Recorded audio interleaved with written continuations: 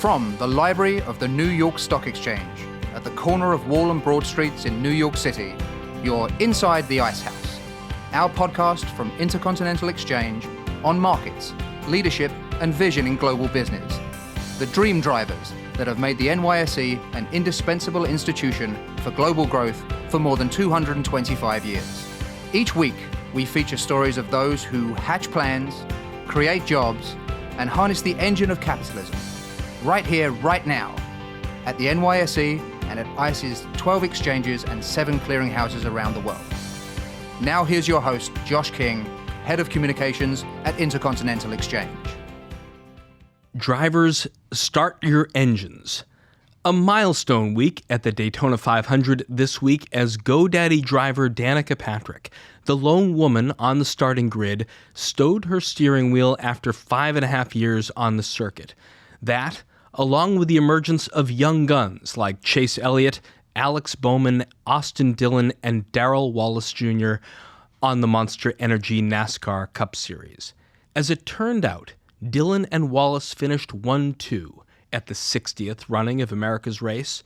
Dillon, driving the number 3 Dow Chevrolet, NYSE ticker symbols DWDP and GM, respectively, won in dramatic fashion, turning Eric Almirola into the wall on the last lap and taking the checkered flag. 20 years to the day after the last number 3, Dale Earnhardt, did the same. A special edition of Inside the Ice House with the 2018 Daytona 500 winner, Austin Dillon, right after this. NYSE FANG Plus is a new index of highly traded growth stocks of next-generation technology and tech-enabled companies. You are now able to access the index through a new ICE futures contract designed to help you gain or hedge exposure in 10 highly liquid stocks that represent the top innovators across tech and internet companies. For those not as dialed into NASCAR as your host inside the Ice House, the Daytona 500 is the first race of a 36-race season that will conclude in November in Miami. Stock car racing, with roots born from cars outrunning the law in the Carolinas during the bootlegging days of Prohibition, is today, more than most professional sports, conspicuously aligned with business, marketing, and sponsorship. FedEx, Shell, McDonald's, Lowe's, just some of the NYSE-listed names in Sunday's starting field. But none of those names ended up in victory lane. That belonged to the number 3, with the big Dow on the hood, driven by 27-year-old Austin Dillon, a member of the sport's youth brigade welcoming a new generation of fans into the stands and on social media. NASCAR, keen to build on the excitement of this restrictor plate superspeedway race, in which cars average 200 miles per hour around the track, has brought the winner to New York City to see the sights and sounds of the New York Stock Exchange before setting his sights on the Folds of Honor Quick Trip 500 next Sunday at Atlanta Motor Speedway. The trading floor is a regular stop for champions of all sports. Muhammad Ali, Pele, Jackie Robinson. When they win, they come here. And so has Austin Dillon, bringing along the Harley Earl Trophy inside the Ice House, and, I'm told, a new tattoo in a place that only your wife, Whitney Ward, will be allowed to see. Is that right? Yeah, that's correct. Well, welcome, Austin, and congratulations. Thanks for having me, man. This is it's very special to be here, and you know you've done something when you come here. It's a great place. Well, I understand, Austin, that you are also a podcaster yourself. You and Paul Swan have Barn Life. This is no different, except that the total market cap of all the companies downstairs is close to about $30 trillion. Wow, that's a big number. I wouldn't be able to put my head around that. Yeah, we have a good time on my YouTube show there, Barn Life, and we're actually going to do a show this week, so it'll be interesting. It'll probably give you all the behind the scenes on what went down after we won Daytona. We'll try and do a little preview of it here inside the Ice House. So you're here in New York. Is every driver told before Daytona begins that if you happen to win, you have to make a detour up here before you set your sights on Atlanta? I think we all kind of know what goes along with winning the Daytona 500. We've watched the previous champions go through the media car wash, they say, and it's everybody wants to be that guy going through it, and I'm glad it's me. How does it screw up your natural preparation for what would be your next trip down south to Atlanta? Well, I missed a couple meetings this week already for competition as far as going over the race weekend coming up, and just looking back at previous races. I haven't really looked at last year's race, which I know we ran good at Atlanta, which was a positive thought. We were running third last year there, and we lost an alternator. So it should be a good place for us. Luckily, if I'm missing meetings, this is a good one to miss and miss it for. I got a good reason. It's a commercial enterprise. After all, we are a commercial enterprise at the New York Stock Exchange. By all means, feel free to thank your sponsors before we get going, because every one of them means a whole lot to you guys winning on the track. Yeah, I have some amazing partners, and Dow DuPont, and Coca-Cola, AAA, American Ethanol, Coke, like I said, Coca-Cola, and we've every one of them really have given me this opportunity. They believed in myself and our team at RCR, and got to meet some great people along the way with those companies. So, Austin Dillon, take us back to Sunday. We watched as you charged up the field to take the lead on the final lap. Let's hear the final few seconds of the call on Fox Sports. Boy, this is going to take to the top lane. Going to have to be quick. Going to have to be quick. Almirola up to cover. Dillon, where will he go? Going to get there. Oh, Almirola. Around he goes. And here it comes with the number 3, 20 years ago. 20 years of trying for Earnhardt. He won the Daytona 500. Austin Dillon wins the 60th running of the Great American Race. Got a car wrecked here. I think it's Hamlin. So sound good even a couple days later? Yeah, it's going to sound good for a long time, I feel like. So it's you in the final lap, Eric Almirola right in front of you. What's an aggressive driver to do? For those who don't follow NASCAR that closely, the front of your car is right up against his bumper. What's going through your mind? Well, I'm trying to get to the lead at that point. There's only one corner left, and I had a lot more momentum than what he had at that time. And when he kind of blocked low, it took away where I was going, and then it's just, I can't lift at that point, because if I lift, I'm getting wrecked and trying to win the race. If anybody's out there and they're driving, your main goal is to win the race, and that was the time to do it. You heard at the very end of that clip, Darrell Waltrip is talking about a little crash that happened after I think you crossed the finish line, and I think that was Blaney and Darrell, Bubba Wallace and Denny. Bubba Wallace and Denny Hamlin. What was happening back there, and what did Bubba's work with you do to contribute to your victory? Yeah, I haven't really got to look a ton at that, but I saw it in my rear view happening, because I'm still guarding, making sure no one's going to get to me, to the checkered flag. And when I seen him go all the way up the wall, I didn't really understand why. I thought Denny was maybe just blocking him to get to second place. But it was a pretty hectic finish for them back there. But it's really cool having Bubba out there pushing me to the win, because our teams are affiliated. We're actually on the same campus. They run ECR Engines, which is the same engine company that we have, and Chevrolet. So really big for Team Chevy, bringing the Camaro ZL1 out as the first time it debuted, and it wins the race. I tried to strike a deal after the race with some of the Chevy guys. And look, I brought it to Victory Lane. You think I can get one of these brand new Camaro ZL1s? You don't have one already? I'm surprised by that. I'm trying to get one. That's what I'm working on. It's so huge also to see Richard Petty, 80 years old, with his arms around Bubba Wallace, and what that means for the 43 car. Yeah, the 43 and the 3 leaving Daytona, and you see those two numbers on top of the board. I think everybody in NASCAR is smiling.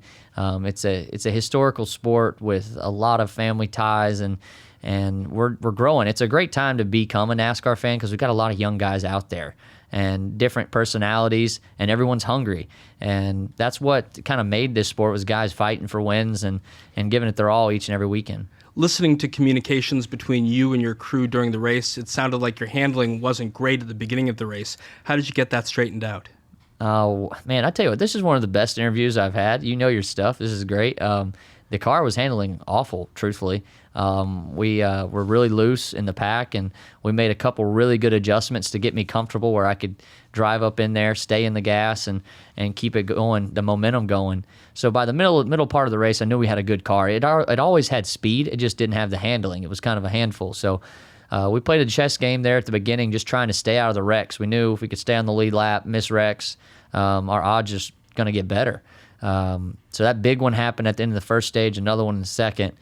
And we actually got stage points at the second one, which is always good for the end of the year, bonus points and stuff. But put ourselves in a good position to win, and we brought it home. The end of that first stage looked like the end of any restrictor plate race. Yeah. You were expecting the big one 60 laps in. Yeah, and I talked to my guys about it. I said, one of my engineers was like, hey, we'd really like to get some stage points today. I said, hey, would you really like to win a Daytona 500? And he was like, yeah, I know. We just feel like we want to race. I'm like, guys, we're in the backup car. We don't have the track position. Let's just let it come to us. And it did. We stuck to the plan, and it worked out. After the break, Austin Dillon on following in the footsteps of the last driver, the number 3, the man in black, Dale Earnhardt. Are you looking for a new way to invest in some of the most widely traded stocks from a select group of high-performance and innovative companies? The NYSE FANG Plus Index consists of the 5 core FANG stocks, including Facebook, Apple, Amazon, Netflix, and Alphabet's Google, plus another 5 actively traded technology growth stocks: Alibaba, Baidu, Nvidia, Tesla, and Twitter, all equally weighted for a more diversified and representative capital-efficient portfolio. More information on the NYSE FANG Plus Index's performance, data, and trading the futures contract can be found at theice.com/FANG+.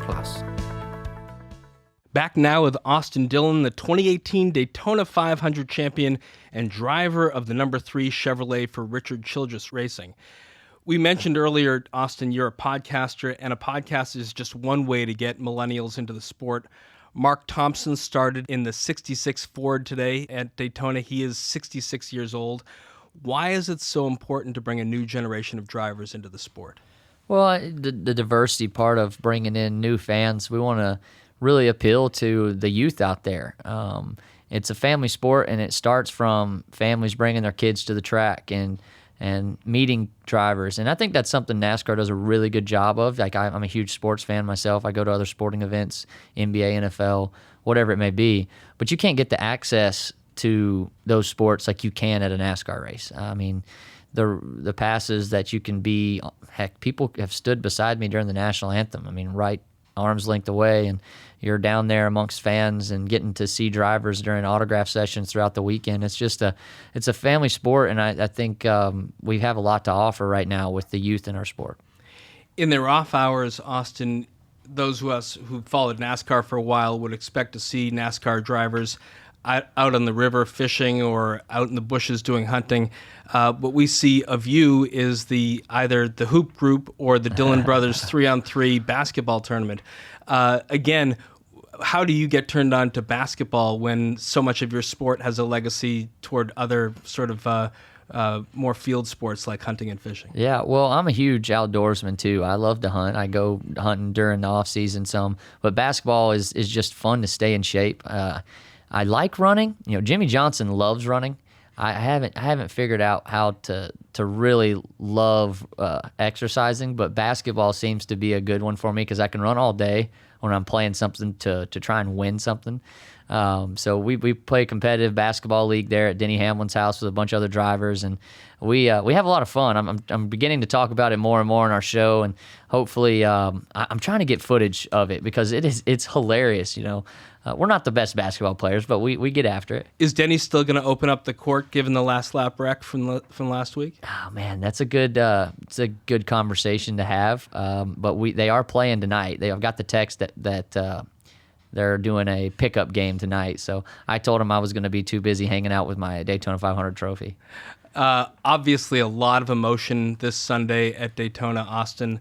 Danica Patrick in her final race. Dale Earnhardt Jr., who left his ride at the end of last season, was the person called on to get the race underway this week. Let's hear his call. Here to deliver the most famous words in motorsports for the 60th running of the Daytona 500. Please welcome Grand Marshal, two-time Daytona 500 champion, Dale Earnhardt Jr. Welcome to the sold-out 2018 Daytona 500. Drivers, start your engines! That's epic. Dale Jr. did it loud enough so even with your headset on, you could probably hear it. That was really cool. How heavy is the burden, Austin, to have the number 3 on your car door, driven by Dale Earnhardt Jr.'s father, Dale Sr.? Well, stepping into the 3-car, we knew there was going to be a lot of pressure with it to perform, and but I think that was also something that I could use as fuel to push me each and every weekend. Having the support from the Earnhardt family, Dale Jr. especially, and my grandfather to... It was your grandfather's number 2. Yeah, it was, and but it was just Dale Earnhardt Sr. made it famous. He was the guy that put a lot of seats in the butts and seats, as you say, at the racetrack, and that'll never be recreated. But I think it's really cool to be able to give those fans the victory, to be able to get that number back to victory lane because they love seeing it there. That's what Dale did so often. He won races and did it all the time. So it feels good to add to the legacy of that number. Feel blessed to do that.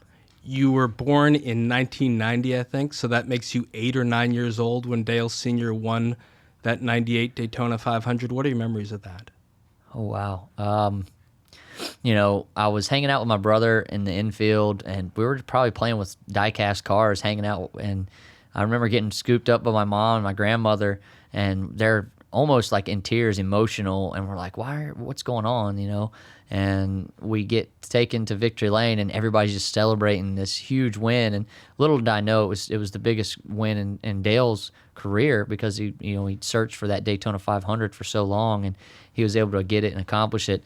And it was fulfilling just to look back on that moment, getting to have pictures with the Intimidator and getting to do the hat dance. And now, 20 years, another circle goes by, and never would I have thought I'd be back in the same place holding up a trophy of my own for the same car owner and my grandfather.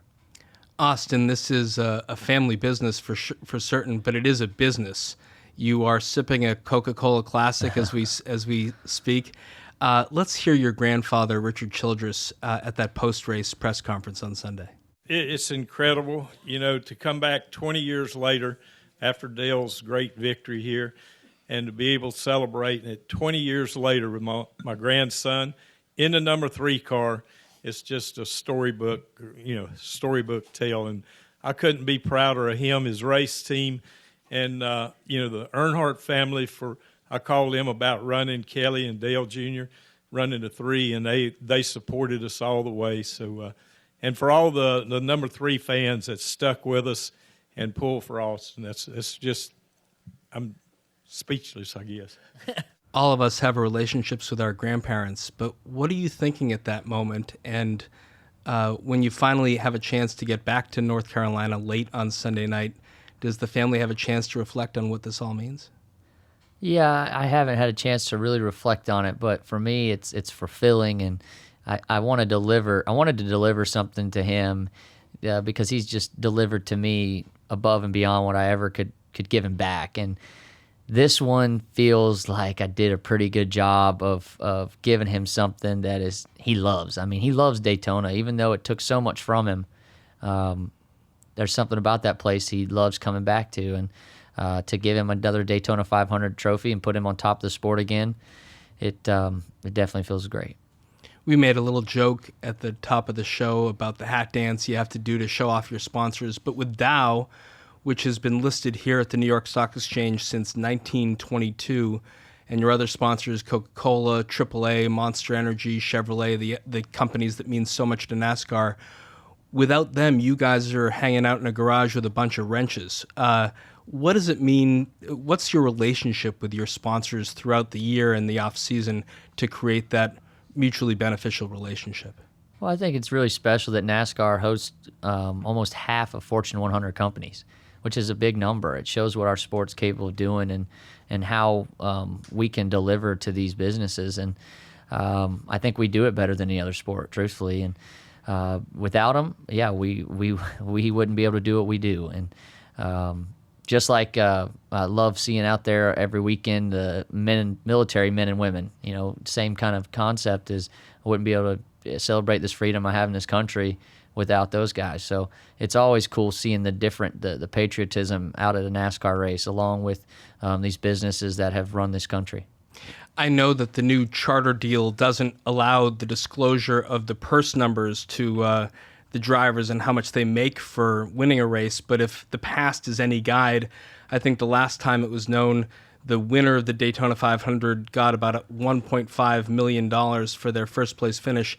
And there's a lot of things you can do with that money, Austin Dillon, but one thing you could do, which is if you were to follow the Intimidator, would be to do what he did in 2000, which is, I have a picture here that I'm going to give to you to take back to North Carolina of him signing the members book of the New York Stock Exchange when he bought a seat at the exchange and then leased it out. And I think the estate of Dale Earnhardt Sr. still holds on to it. And the benefit that they got when Intercontinental Exchange bought the NYSE is probably a huge sum of money continuing to flow into the estate of Dale Sr. So whatever you do with your winnings, Austin Dillon, congratulations. I hope you invest it wisely. Wow, thank you for this. This is very special, and I'm going to do my best to invest it wisely and probably just put it back where it came from in Dow. I mean, they're a great company, and they've given me these opportunities and stuck with me and believed in me and my team, and I think they're a great investment. Austin Dillon, winner of the 2018 Daytona 500, champion. Congratulations. Good luck with the rest of the season. Thank you, sir. That's our conversation for this week. Our guest was Austin Dillon, winner of the 60th running of the great American race, the Daytona 500. If you like what you heard, please rate us on iTunes so other folks know where to find us. And if you've got a comment or a question you'd like one of our experts to tackle on a future show, email us at icehouse@theice.com and tweet at us at NYSE. Our show was produced by Pete Ash and Ian Wolfe, with production assistance from Ken Abel. I'm Josh King, your host, signing off from the Library of the New York Stock Exchange. Thanks for listening. See you next week. NYSE FANG Plus Index is a trademark of Intercontinental Exchange Inc. or its affiliates.